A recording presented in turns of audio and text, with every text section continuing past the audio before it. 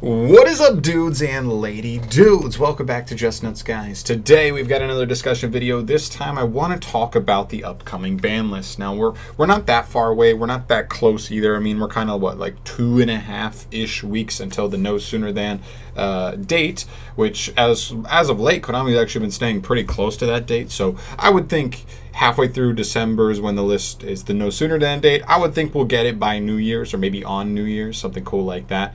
So yeah, but I want to talk about a couple specific things. I don't think I'm ready to just make my official ban list prediction yet, but I did want to throw some cards that I think no matter what happens, I would love to see these cards get hit in some way, shape, or form. Whether they get banned, whether they get something. These are like the 5 cards that I believe like need to go somewhere. They got to go somewhere because the legal is not the way to go, as at least at 3, right? So we'll get into that. So starting off with the first card, I want to talk about Dragon Buster Destruction Sword. I think this card has kind of made it through a couple formats. It made it through Emancipator format, but if the thing with that Emancipator was like if they went full combo, you lost anyway, right? Like it's just how it was, right? If they went full combo, like you probably weren't gonna win that duel. So the Dragon Buster at the end of their combo was kind of like the icing on the cake that really, really iced the duel. So it was what it was. But now we're in a format where like Dragon Link is the deck that's really abusing this the most, as well as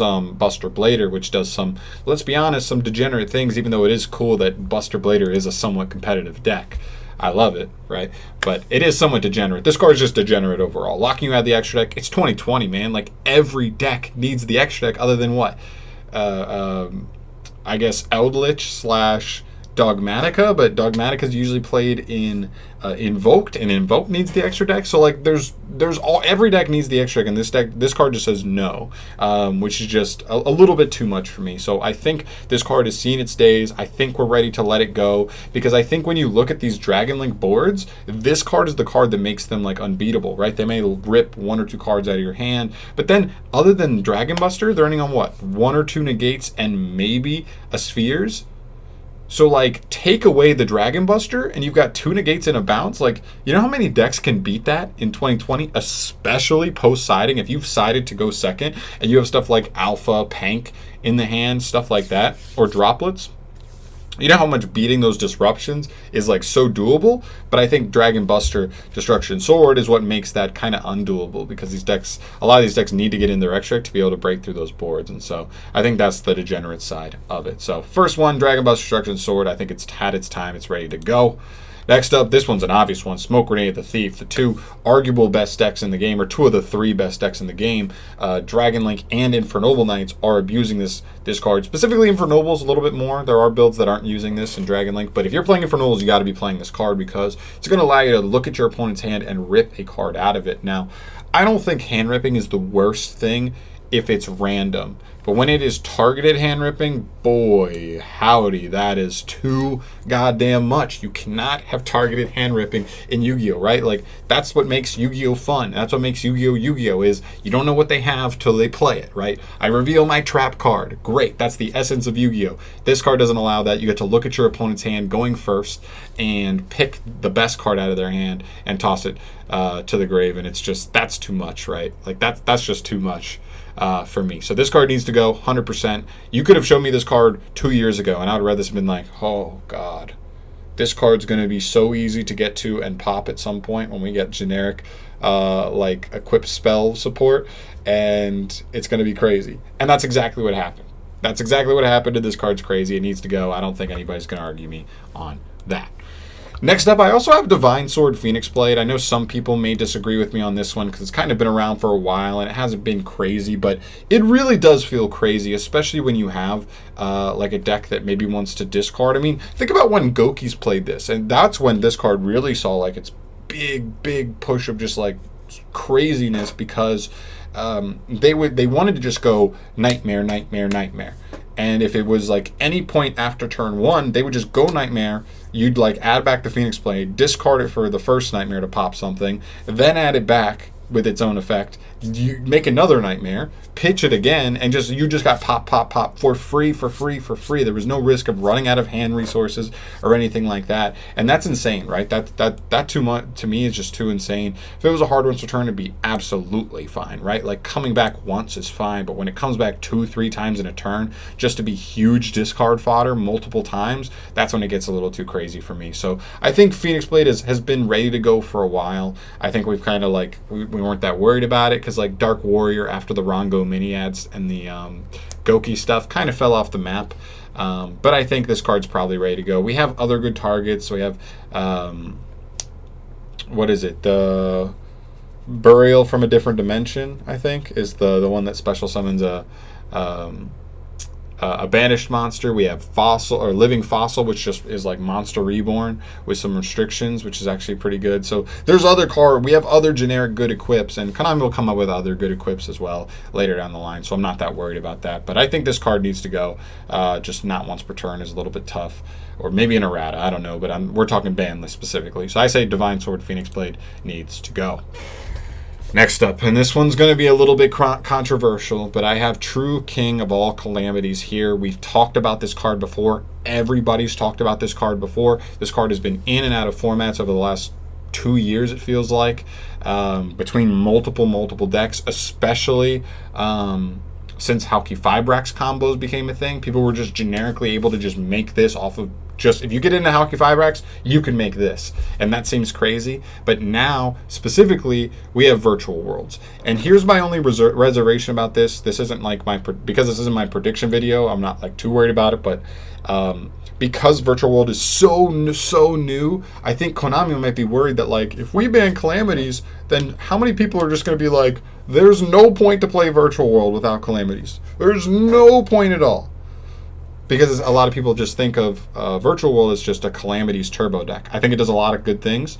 I think here's what I think is like, if Virtual World gets future support, that actually just makes the deck a little bit less bricky and a lot more consistent, which I believe we're gonna get a trap in the next set, and then we're gonna get hopefully a spell in the set after that. And if we do, and the spell is actually decent, the deck would have a lot more consistency. And I think in that realm, I think the deck would still actually be really good without Calamities, because I just don't think you can have an inconsistent deck, which the deck has been known to be so far in its tenure as a meta contender. You can't be inconsistent and like not even have the power output that like something like Calamities has. So you got to have, if you're not going to have the power output, you got to be consistent and grindable. And the deck can definitely grind, but the deck needs to be more consistent. So I don't know. I'm worried that Konami is just going to say, nope, Virtual World's too new. We're not going to ban Calamities. But if not this one, hopefully the next ban list they would go about it, because this card's crazy. I mean, we've known this card's crazy for a long time. I don't need to talk about it. It's a small hit to dinosaurs. It's a small hit to, I guess, generators. But that doesn't matter. But dinosaurs is relevant for sure, hitting that deck. Which takes us to our last card here. Miscellaneous Source. Some people are going to be upset at this because I know there's a lot of dinosaur lovers out there, and I'm sorry to say it, but I think Miss needs to go back to 1. Luckily for you, I don't think Miss needs to be banned. I think Miss, when it's the biggest problem, I think Miss is the biggest problem it is when you hard open it, right? So your opponent has no idea you have it, and so they feel uneasy at ever trying to hand trap you, because you have a 3 of this card in your deck that can just always punish you. You throw a card away for free, they resolve anyway, and then this is an extender after that, and that's just the ball game, right?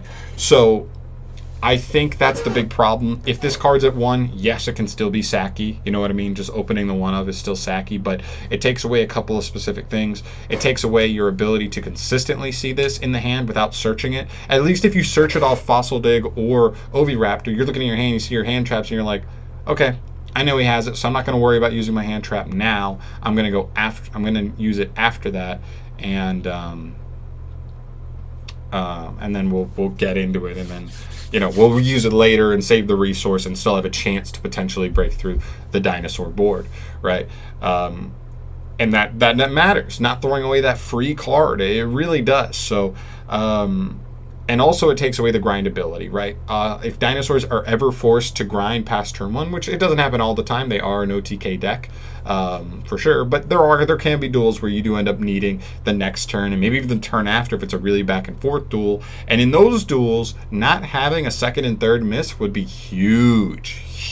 I think the deck just loses its ability to grind almost completely, not entirely, but a good amount, to be honest.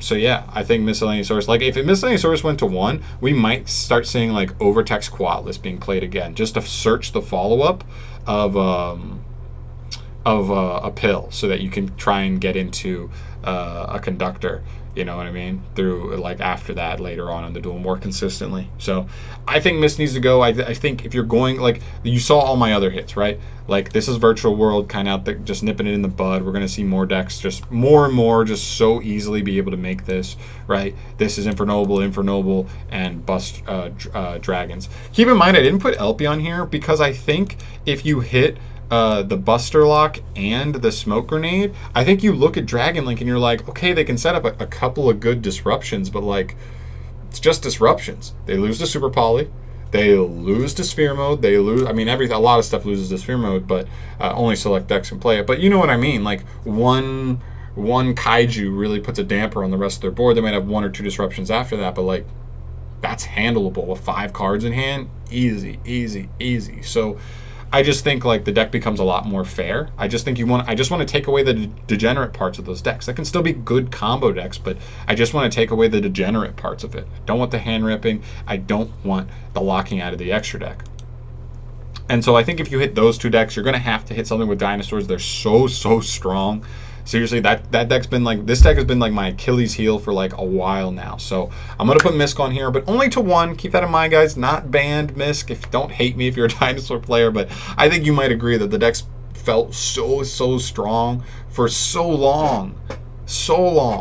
And we got like Archosaur, which made like Miscellaneous Source and the deck just all better. So that kind of helps make up if we lose Misk to 1. Like you do have extra starters, so seeing starters is actually easier than it was in the past with Misk at 1. So I think you might agree with me, but Misk to 1. Let me know your thoughts down below on this, guys. These are my 5 cards that I think, like, no matter what happens on the ban list, whatever they take off, whatever other weird hits they want to throw on there, if they want to touch some of the Hulk stuff, they want to hit like Link Cross or put Hulk to 1 like they did in the OCG. I don't know what they're going to do. If they do, though, that's whatever. But I think as long as they hit these 5 cards, the way I'm saying it here, I would be happy with the rest of the ban list. This could be the only 5 hits, and I'd be like, great. Took away a lot of the degeneracy of the best decks, and now they feel more fair. They feel more fair that like other decks that are like still solid but don't do degenerate things can actually compete against, because those degenerate things are what we're holding those decks a tier higher than everything else. So we'll see. Those are just my thoughts there. Let me know yours down in the description below. If there's any cards that you think should be on this list that weren't, or if you think any of the cards I did pick shouldn't be on here, let me know in the comments down below. You know I'm always down to have a conversation with you, have some back and forth, throw it at me, and I'm going to get the hell out of here. Thank you so much for watching, guys. I'll see you in the next video. Peace.